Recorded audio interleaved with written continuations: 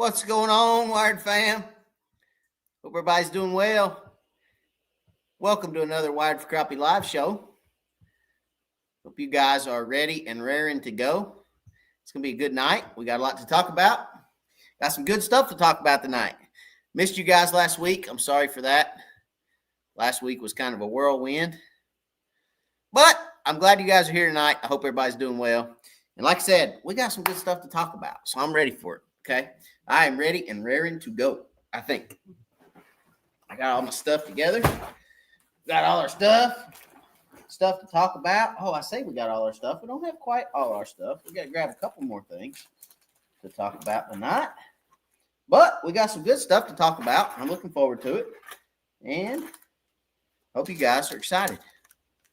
So like I said, missed you guys last week. But hey, we can't be on every week. Sometimes we got to take a break. You know what I'm saying? Sometimes. We're going to give everybody a little bit of time to get on. I'm not seeing any comments yet. So when you get on, drop me a comment. Say hello. Let me know where you're looking at or where you're watching from, where you're viewing from. That way I can say hello back to you guys. And I like to see where all we're reaching out to. So if you don't care, smash that comment tab down there at the bottom of your screen. Drop us a comment. Let us know where you're watching from. Say hello, and we'll say hello back. Let's see. Paul Gwynn, what's going on, Paul? Good evening from Chattanooga. What's going on? Man, that's a nice one. I like the hat, Paul. It's a good-looking hat. Russell Odom, Mr. Lightwire Hooks, what's going on from Middle Georgia? How you doing? Guys, I'll be right back. I got to grab one more thing that we need to, one more item that we're going to talk about this evening. So let me jump down and grab that real quick. I'll be right back. Hang on a second.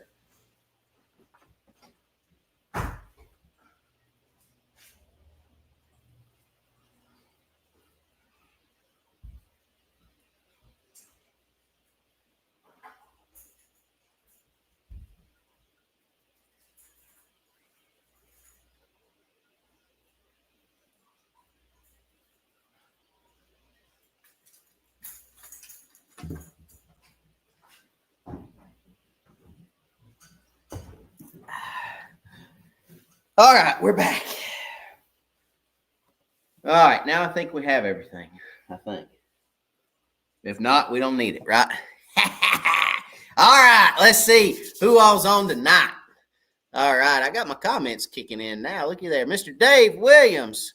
Hey, Matt Howdy from Sevier County. What's going on, Mr. Dave? Hope you're doing well, buddy. C219 Troll, what's up from Clarks Hill, Georgia? That's the lake Joel and I were talking about the other day, Clarks Hill. Hey, Joel, that's the lake we were talking about. Clarks Hill is supposed to be a really great crappie lake. And Joel and I are going to start branching out. We're going to start hitting some of these other lakes. We're going to start getting out to some of these other bodies of water and see if we can't test our skills and see if we can't catch us some crappies. You know what I'm saying? So I'm getting ready to become a traveling angler, and I'm excited about it. So we'll see. We'll see how it goes. A lot of stuff, a lot of good stuff in store for 2025. 2025 is here, guys. In case you hadn't noticed, it's December the 11th, and 2025 is here for the most part, okay? So a lot of cool things coming. Looking forward to this year. It's going to be a blast, a lot of fun. Got a lot of stuff going on and to come, and just looking forward to it, really. A lot of cool stuff coming down the pipe. And that brings me to my next topic of the day or of the evening is new sponsorship, guys. We Wired, me, I have picked up some new sponsorship for 2025. As you guys know, it was kind of up in the air with Bonehead there for a little minute because Bonehead got bought out by GSM Outdoors and hadn't heard from anybody at GSM. Started to get a little worried, started to get a little afraid what's going on with GSM and Bonehead Tackle, but finally got in touch with somebody at GSM, and great people, great to talk to, just a wonderful company that is not only Bonehead Tackle. Excuse me, I got the hiccups. Golly. It's not only Bonehead Tackle, but is also a lot of other fishing-related companies, just very, very intertwined in the hunting and fishing industry, both. and really looking forward to a lot of different things, a lot of new things coming for 2025, new sponsorship that came along with Bonehead Tackle. That's Big Bite Baits, Northland Fishing Tackle, Cuda, Team Stopper Lures. I mean, just a lot of different sponsors that we picked up with Bonehead Tackle. So looking forward to all those products and everything that is those products. For those of you that don't know, Big Bite Baits is a huge crappie. Well, it's crappie and bass, right? Big Bite is bass and crappie. They have a great crappie lineup, a lot of action tail stuff, which I'm really looking forward to because you guys know I like to pull planer boards, which, are right back here over my shoulder. I am a planer board guy. I am a long line trolling guy.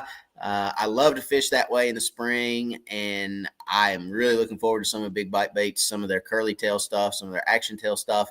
Can't wait to get into the boat, show that to you guys this year. And then Northland Tackle, they've got everything from hooks to jigs to sinkers to line to floats. Same thing with Team Stopper Lures.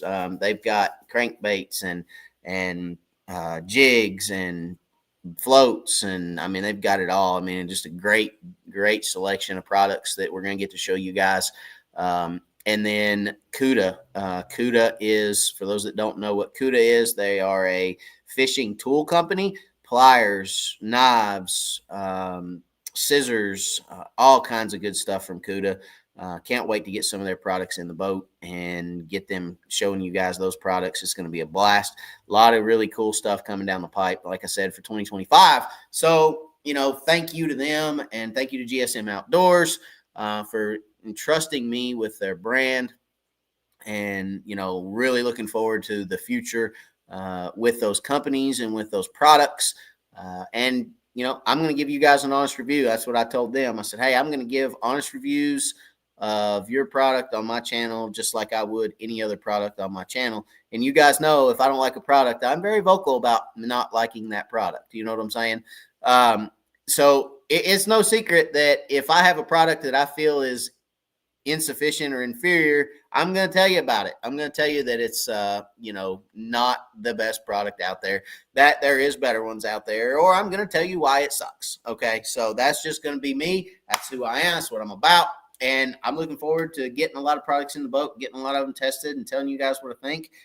Really cool stuff coming down the pipe with Bonehead. I'm not going to give anything away yet, but they were excited for those of you that have been pushing for action tail stuff, they were very excited to hear some of my thoughts and some of my anticipations for that, and actually are already beginning some work with that.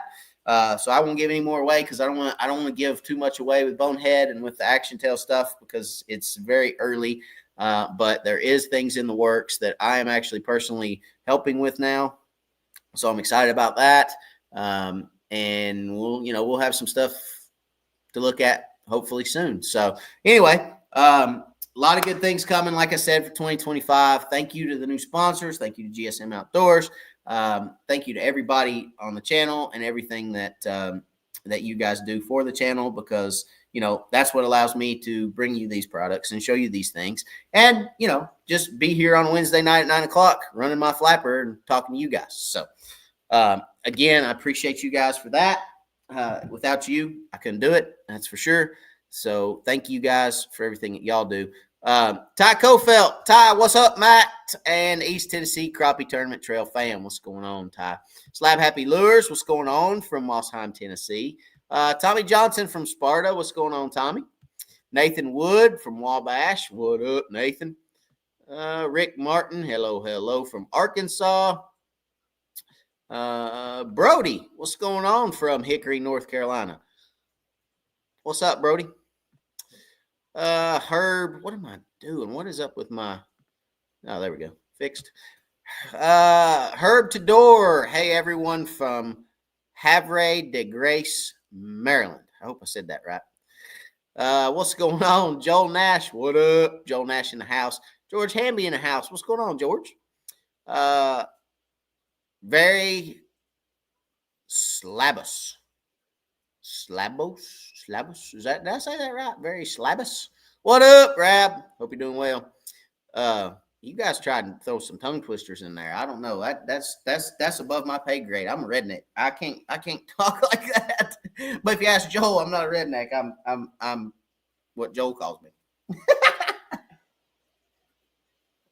All right, so let's talk a little bit about Margie, because some of you guys know who Margie is. Some of you guys don't know who Margie is. Okay, if you don't know who Margie is, I'll show you. Let's talk about old Margie. Everybody's been asking about old Margie, and I've been saying, hey, Margie's coming, Margie's here, Margie's there. This is where Margie's at. Let's get down out of here. Let's get out of Margie without killing ourselves. Okay. Hey, look, Margie's back. Bam!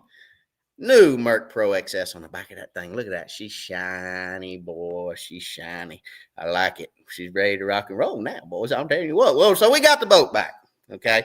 Long story short, we got the boat back. She's ready to rock and roll. We are ready to rock and roll. Okay.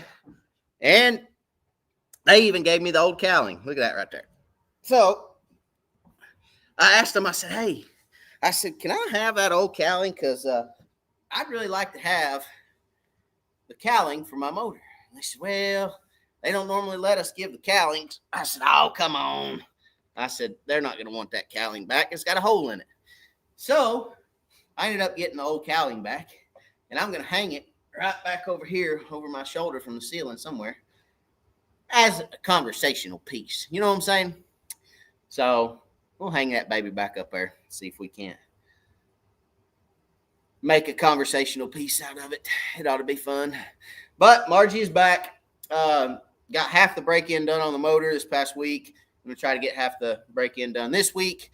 It's a 10-hour total break-in. First 2 hours are kind of the most important, because the first 2 hours you have to vary the speeds without going over 4,500 RPMs, and then vary that throttle, vary those RPMs through that RPM range from idle to 4,500 without consistently staying or without varying too quickly, but without consistently staying at an RPM for too long. So it's, 2 or 3 minutes on one RPM, and then 2 or 3 minutes at the next RPM set, and then 600 idle, and then 1,200, and then 2,400. So anyway, that's the first 2 hours, okay? And then the next 8 hours is you're basically run the way you want without holding it wide open throttle for longer than 5 minutes at a time until you hit 10 hours. So we're about halfway through that, about 5 hours through it, and we'll get the rest of it hopefully this coming weekend and get that over with. So got everything back. She's ready to rock and roll. I'm excited to get back out on the water consistently, and hopefully she'll last longer than the last one. Hopefully she'll last longer than 2 years. I've had people ask what happened. I've had people ask, why did your Mercury blow up? For those that don't know what happened, my Mercury Pro XS 150 absolutely blew up. It slung a rod through the side of the block and out the cowling. So when I say blew up, it blew up. And I've had a lot of people ask me why, what happened. I can't answer that question. Neither can Tri-County Marine. When you warranty a motor, it has to go back to Mercury, and Mercury does their investigation on it, yada, yada, yada. So can't really tell you exactly what happened. Nobody knows at this point. We just know it failed, and it wasn't anything that I did. It was not something. There was no over revs. There was no overheats. There was nothing in the computer that showed, hey, this is why it did what it did.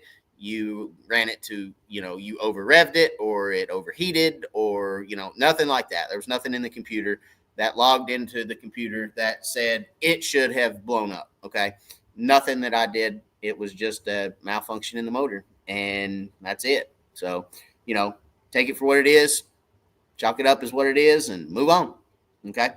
So got it fixed. We're back on the water. I'm excited. We're going, we're running, we're doing. And actually, this one is a lot smoother than the old one. So the old one had a vibration to it from the time that I bought it to the time it blew up. It had a vibration to it, and I just kind of figured it was normal.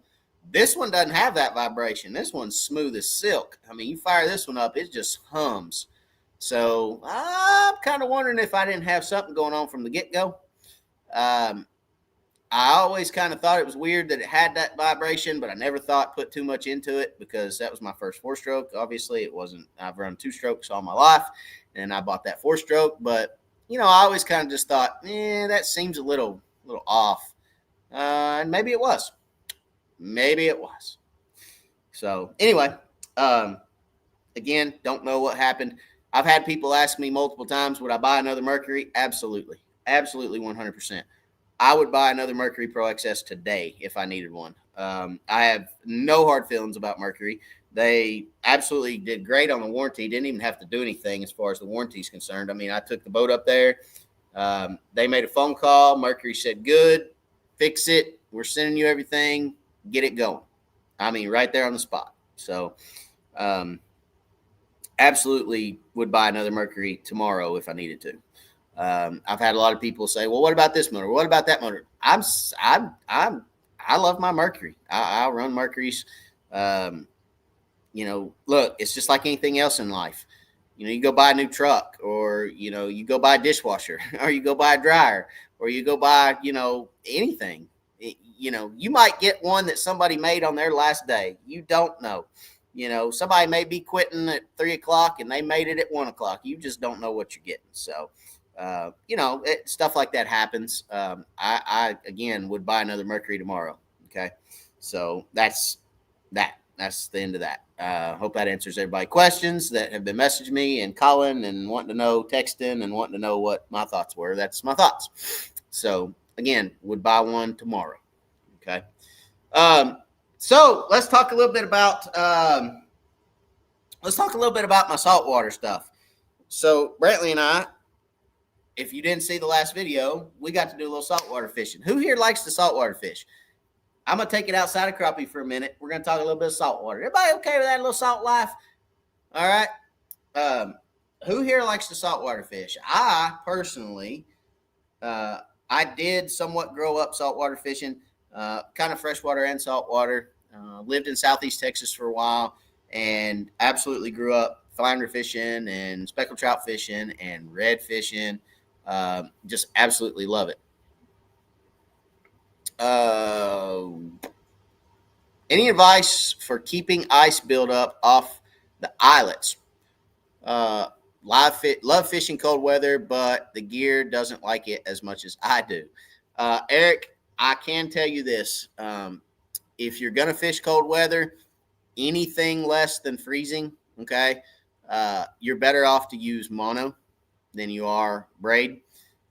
Braid, because braid traps air in its pores of the line itself, it will freeze very quickly. There's some people that spray like cooking oils and different things on their eyelets to keep them from icing up. That's well and good, but it only lasts for so long. One thing you just kind of have to do is just kind of work through it. I hate to say that. I don't know of a way that's just foolproof, and I don't know of a way that's going to keep it off constantly, consistently. Like I said, there are several things you can do. I've heard, cooking sprays, cooking oils, chapsticks. Yeah, there's chapstick right there. Chapstick just popped up. George, let's see. I love inland saltwater fishing. Snook, sheep's head are my favorite to target.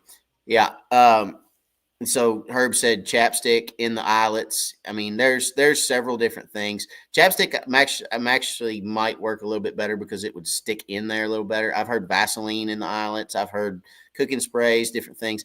But I'm about 3 hours from Tybee. Might go try your technique soon. There you go. That's what I'm talking about. It's fun. I'm telling you, 219 is fun. I love it. We always just dip the rod in the water. That's one way to do it. When ice builds up, you dip the rod in the water. It melts that ice off and you keep on going. But again, if you're going to fish sub 32, then I would fish with mono. I would take all the braid off my rods. Braid is the absolute biggest pain in the butt when it's cold. when it's freezing cold, okay? Because again, that braided line traps air in its pores and it freezes instantly. I mean, it's like braid just, I've been out there before on the boat where you're reeling your braid in and you can just sit there and move your rod up and down as you reel it in and you can see it stiff, frozen, and the line just does this, and you can shake it, like you did a pencil in school, like a hard pencil in school, make it look rubbery. You can do that with your line because it freezes so hard. It's pretty funny. But yeah, I would go with mono over braid for sure. That'll help you.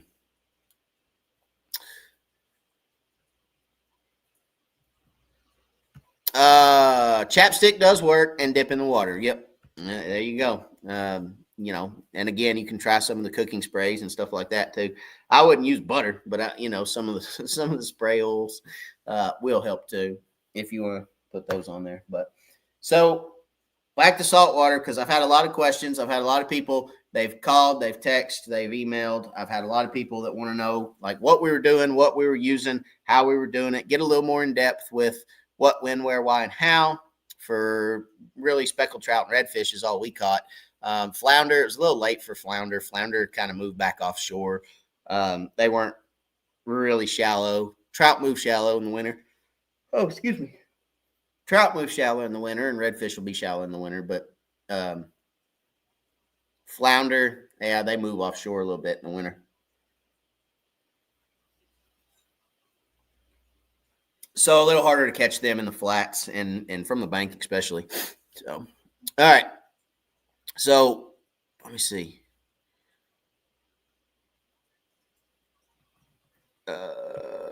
He said, haha, I'm cool with that. Honestly, I've tried a bunch of things. Just looking for more options. Mono it is. Thanks. You're welcome. I love fishing for redfish and red snapper. Yeah, red snapper. I'm more of an inshore guy. I don't mind going offshore, but I'm an inshore guy. I love inshore. I love the speckled trout, like I said, the redfish, the flounder. That's just kind of another one of my passions, I guess. Hang on one second.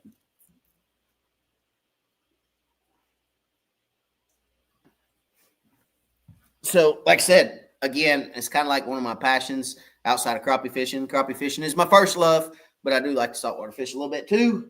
But I thought that'd be a cool video. Got another one getting ready to drop day 2 for you guys. But like I said, I had a lot of questions, kind of how we were rigged up, how we were doing how we were rigging our shrimp for these trout, and kind of what rods we were using, what baits we were using, what line, hooks, all that good stuff, right? So I want to kind of go through a little bit of what we were doing for those that are watching and have been asking, because I think it's important that we share the knowledge that we may not have, but we're going to share. Okay. So, the rod we were using, okay, these rods are rods that really I ran out and picked up because we were going down to the beach and didn't have anything heavy enough here to, it's been that long since I saltwater fished. I didn't have anything heavy enough in my ACC lineup to, go out there and, work a popping cork and catch speckled trout with. So, this is a tourney special. Okay. This is a 7 foot. Okay. 7 foot, 1 piece. I'm sorry. No, this is 2 piece, 7 foot, 2 piece tourney special from Bass Pro. Okay. This is a, Fluger Monarch. Okay. That's a size 30, I do believe. If I'm going to see. Yeah. That's a size 30. That's a size 30 Fluger Monarch. All right. And I just noticed they're already starting to rust from the salt water. I washed them off today, though, which was probably a little bit too late. But anyway, hey, we washed them off. All right. So the Fluger Monarch, size 30, right there. That is the ACC Crappie Sticks 20-pound braid, okay, on that Fluger Monarch. The reason I went with the Monarch is because the Monarch, size 30, has the bigger bezel. It's got a great big old bezel, holds a ton of line. It's just a really great rod, or a really great reel. Paired up with a 7 foot medium heavy. Okay, this is a medium heavy rod, 7 foot 2 piece. I like medium heavy because when you're snapping around a popping cork, okay, that sucker is heavy.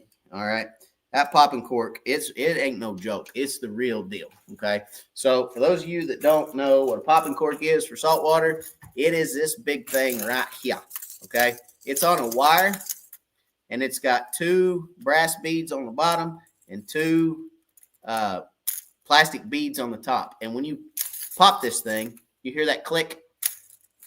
Okay. And then going back down. Hang on, pull those up. Hear that? So you get a click and then a thud.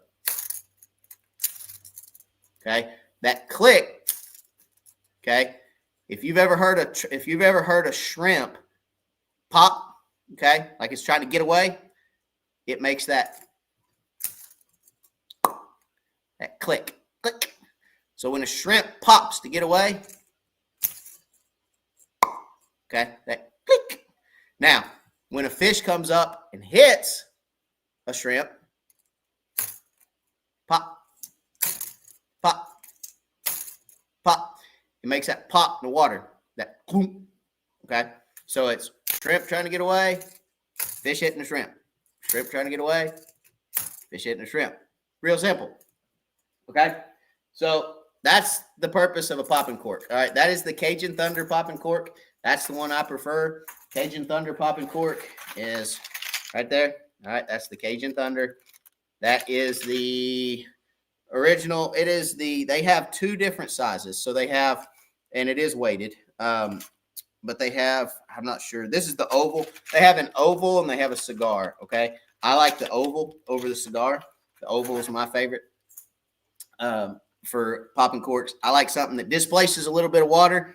The oval displaces a little more water when you pop it. Okay, so the hook we were using, all right, I've got about, and you can change your leader. Okay, you can change your leader length. The first day we fished, we were fishing a leader about 2.5, 3 foot. The second day we fished, we were fishing a 4 to 5 foot leader, which was a little bit more difficult to cast, but those fish were a little bit deeper. Okay, so we changed it up a little bit. We were using a number 2. That is a number 2 kale hook. Okay, if you had never seen a kale hook, that is a kale hook. All right, so we're using a number 2 kale. I like a kale hook because it's offset. So if you look at that hook, let me hold it flat. If you look at that hook right there, you see that bend in it. It's kind of offset. It offsets that hook point. See that? So it offsets that hook point. So when that fish comes up and grabs that, and it comes into that fish's mouth, it grabs that fish very easily because the hook point is above the shank. Okay, so the hook point clears that shank a little bit, gives it a really good hook set. We were weighting those shrimp down with a little split shot, put a little split shot on. The first day we fished, they were up shallower. We did not put a split shot on. Those shrimp that we were using the first day, we used live shrimp. They were basically sitting inches underneath the surface, and those trout were just wearing it out. Okay, so inches underneath the surface with those trout the first day. The second day, we added a split shot to get those shrimp down a little bit because, those fish were a little deeper. Now, that was rig number 1. Okay, that was the live bait setup. The artificial setup, same thing, Cajun Thunder popping cork. Okay,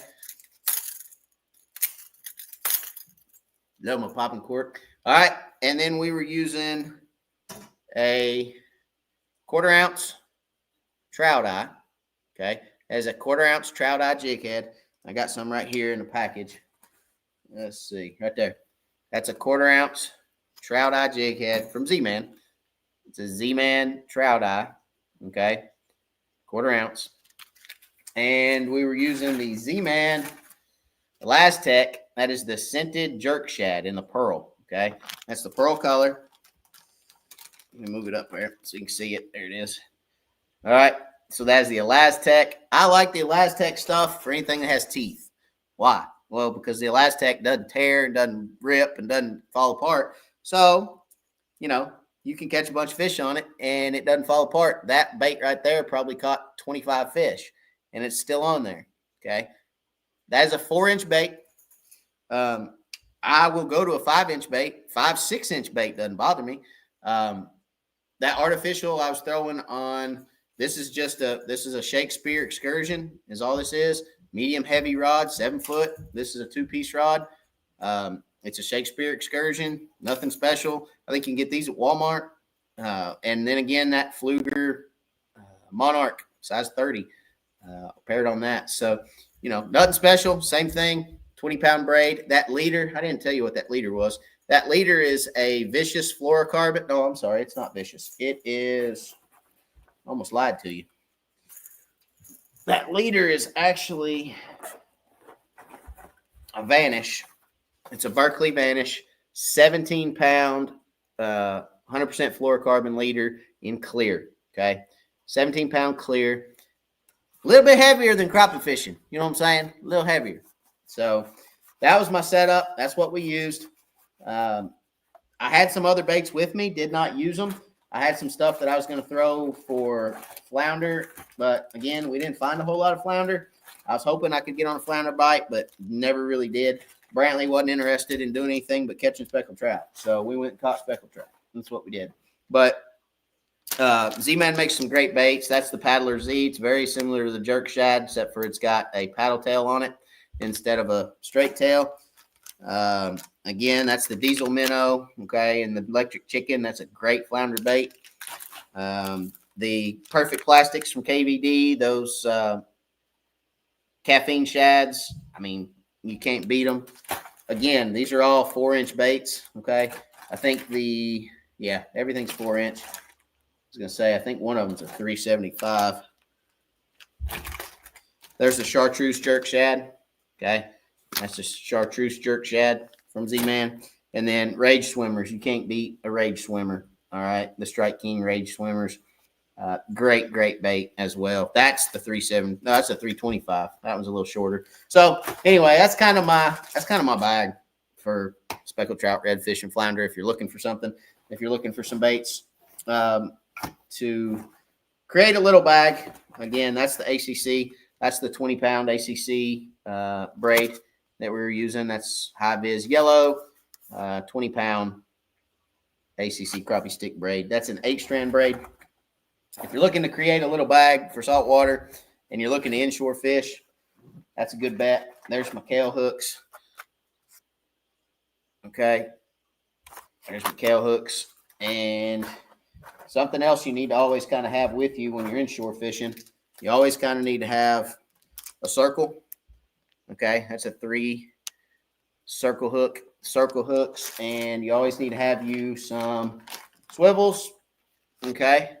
You need to have you some barrel swivels, and you need to have some egg sinkers, okay, like a Carolina rig setup. I like 3/4 and 1/2 ounce. That's what I carry, 3/4 and 1/2. Carolina rig, a live, if you catch a cut bait, live bait, a mud minnow, shrimp, whatever you want to do. If you want to fish on bottom, it's kind of what I use to fish on bottom is Carolina. Generally, I'm going with, unless I'm in the back in the marsh. If I'm in the marsh, I'll throw that 1/2 ounce. If I'm back in the bays and I've got current, let's say I'm in the channel, I'll go 3/4. Okay. So there you go. That's what I used. That's what we did. For those that are asking, that's kind of my bag and my setup. I always keep it in a pink and gray Cabela's bag because, real men carry pink. So always the pink Cabela's bag when we're down there on the salt. And, most of the time I carry the pink so I can tell the difference between my black one and my pink one. So I know this one's fresh and out of salt. So there you go. All right. Pink Cabela's bag. You got to have a pink Cabela's bag. If you're going to go saltwater fishing, you're going to catch fish, you got to have a pink Cabela's bag. Okay. So there you go. And again, the area that we were fishing right off a big flat. So there's a great big flat. I knew that we were going to be fishing in the mornings, and I knew we were going to be fishing a falling tide because tidal charts are everything when you're saltwater fishing. You need to watch your tidal charts. You need to understand what your tide's doing. If your tide's falling, you need to fish off the flats at the mouths of the creeks. Those fish stack up. They're catching that bait as it's coming off those flats with a falling tide. You need to fish current, okay? You need to fish the backside of eddies. Any point that has current coming around it and you've got slack water behind it, that current is pulling bait and throwing it back into a calm area or into an eddy area. Anytime you find that, you need to fish it on a falling tide. What we were fishing was very similar to that. You guys kind of saw in the video. There's a giant flat. We were a little limited because we were fishing off the bank. We didn't have the boat down there, okay? So we were fishing a giant flat that we could get to. And there was a little trough that came off that flat. It come off that flat and came right down in front of where we could get to. And I knew that those fish would be sitting in that trough waiting on bait to come off that flat that would come over top of them, and they would ambush it. Okay. So, and that's what we did. And we found them. The popping cork is bringing sound and vibration into the attraction presentation. What is your view of the hydrowave sound for crappie presentations? That's a good question. The hydrowave sounds, the popping cork is an artificial sound, right? And the hydrowave is an artificial sound. But my opinion on the difference between the two, the popping cork is not only the sound, but the action. Okay. So it's creating a disturbance on the surface. They're hearing the sound or feeling the sound through their lateral line, and they're feeling the disturbance on the surface through their lateral line, or seeing the disturbance, because trout are a lot like crappie. Speckled trout are a lot like crappie. They feed up, so they're constantly looking up, and fish see that disturbance, and they look at it. I mean, and then they look up and they say, "Oh, look, a shrimp," or a Z-man jerk shad. So, for me, the hydrowave doesn't have the same allure to me as the popping cork, because it has the sound and the action, where the hydrowave just has the sound. There's no action there to it. It's just sound waves. And I understand they tell us they're mimicking shad feeding, they're mimicking bait, they're mimicking fish feeding on shad, they're mimicking all these different sounds. I don't know. I do not have a hydrowave, but I can't say that it doesn't work. But I don't know that I would invest for crappie fishing. Now, for other types of fish, maybe, I don't know. But for me and crappie fishing, I probably wouldn't invest in it. That's just my personal opinion. Just because there's no action to it. It's just sound, right? For me, I'd like to see some kind of action, some kind of disturbance. What's creating that disturbance, right? Yeah, that's, I don't know. I guess that's kind of my theories.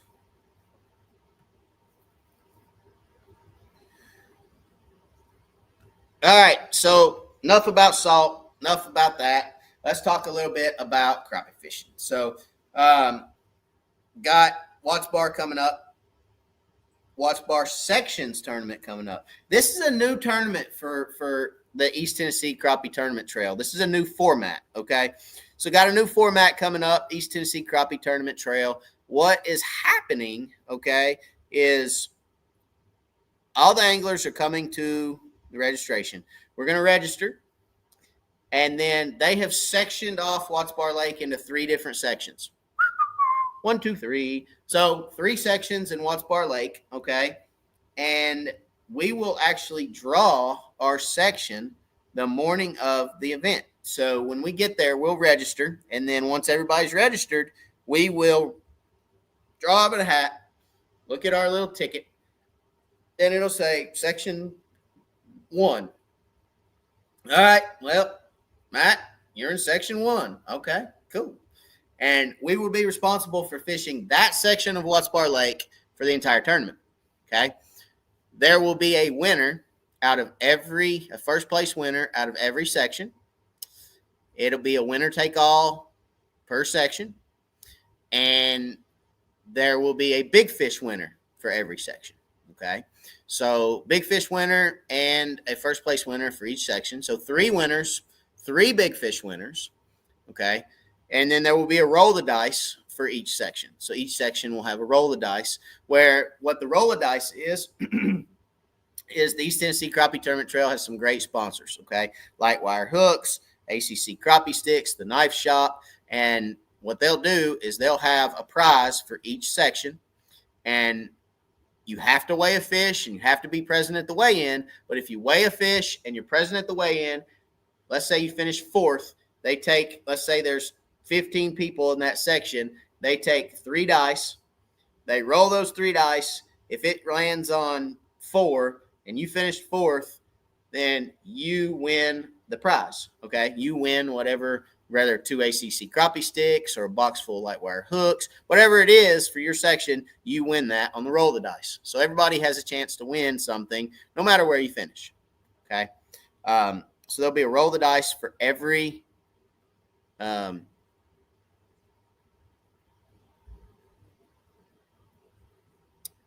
there will be a I'm going to get to that, Rick, in just a second. That's we're going to do that. All right, so there will be as a matter of fact, let's just bring it up. I done said something about it. Rick, I challenge you to throw the trout eye rig at crappie sometime this year. I bet you can catch them on it. Challenge accepted. All right, we are going to catch them on the trout eye rig. We're going to catch them on the last take on the Z-Man jerk shad. We're going to do it. We're going to do that. We are going to do that. I'm telling you, I can get on some Watts Bar crappie that I guarantee you will eat that right there. I bet you anything I can get them to eat that right there. We're going to do that. That's happening. We're going to play a jerky, jerky, jerk, a jerky, jerky, jerk, a jerky, jerky snatch. We're going to do it. Challenge accepted, Rick. All right. So we're going to do that, but let's get back to it. Don't get me excited. Don't get me excited. Hold up. I'm getting in my feels. Hold on a minute. Challenge accepted, my friend. All right. So really cool stuff with the East Tennessee Crappie Tournament Trail.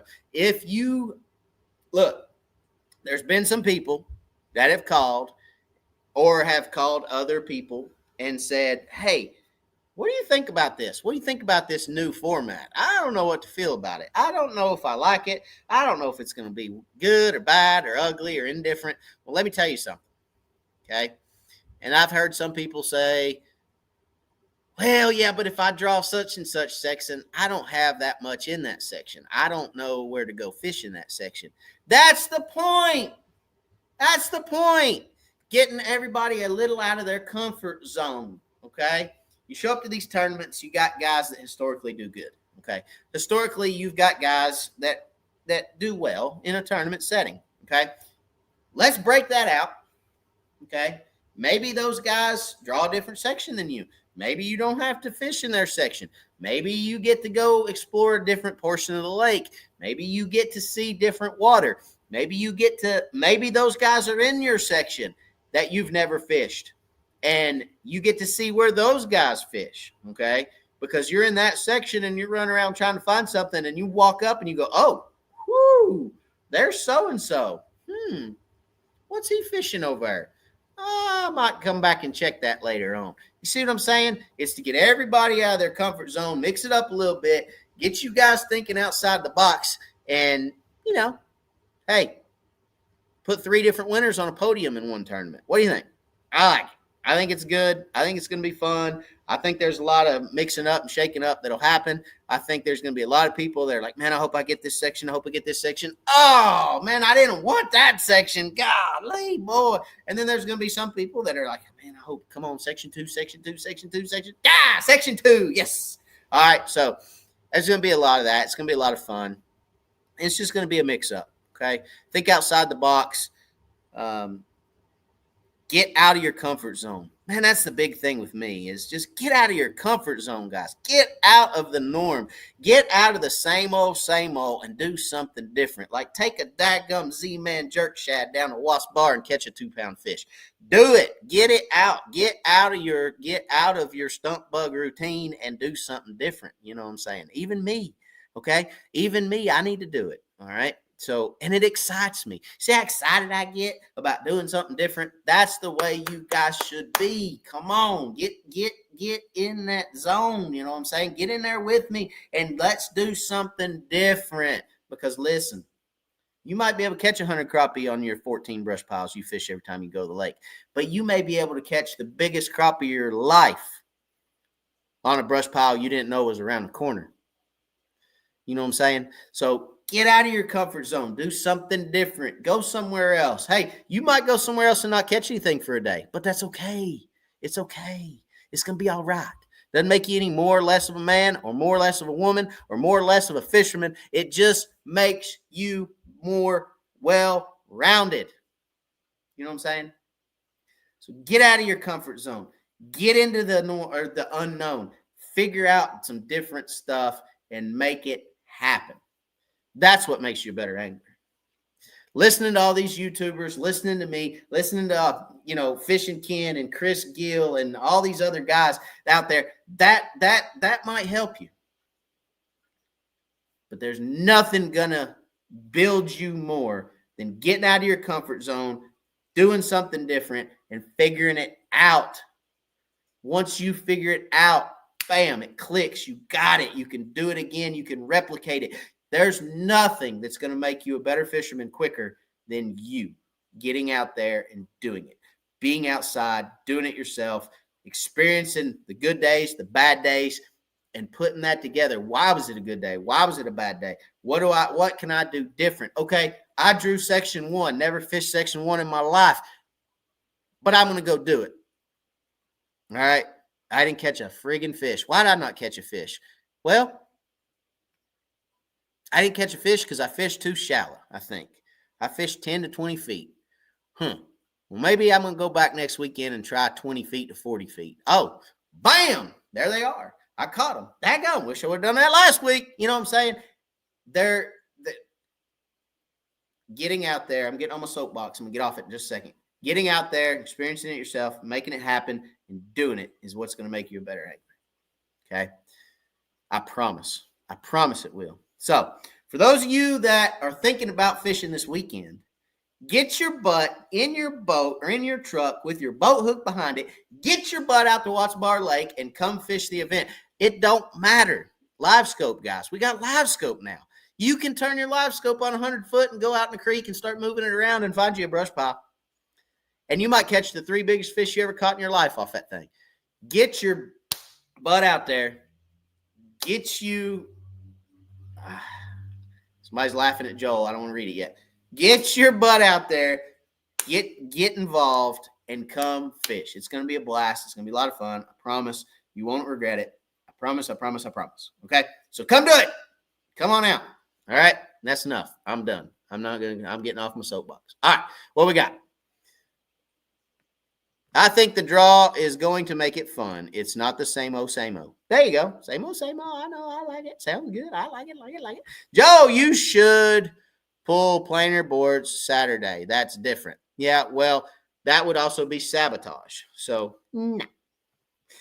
All right. Joe, my wife, Joe. Haha.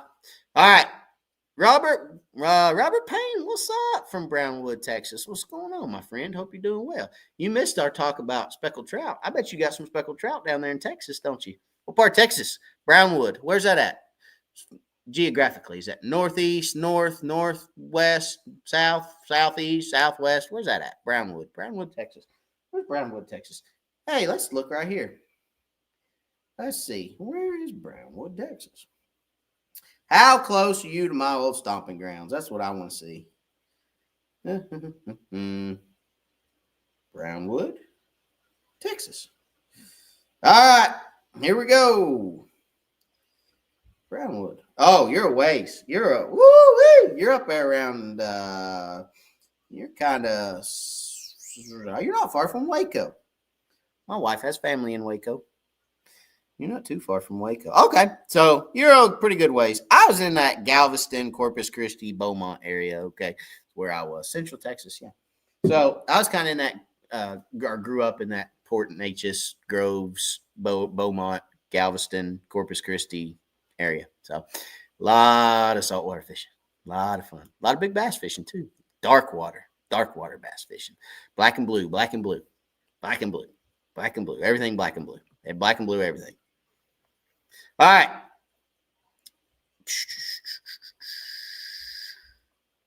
Good crappie fishing. Yeah, there is good crappie fishing up there. That's for sure. No doubt. All right, guys. So that's it for tonight. We have been on almost an hour. Okay. So we are going to, I plan to be there to Perry hurt back and all. To be there, Perry hurt back and all. Tom is going to help me along. Oh, you've got a hurt back? George, no, say it ain't so. I tried to call you the other day, George. You didn't call me back. I hope it's not because you got hurt back. Anyway, well, if you need some Advil, I have Advil in my boat. Because I'm telling you, after about a full day of fishing, my back starts hurting too, bro. I mean, I'm telling you, it's like, golly, I'm getting old and I'm sitting there and I'm fishing. I'm going. And then the next thing you know, it's like 2:00 and I'm like,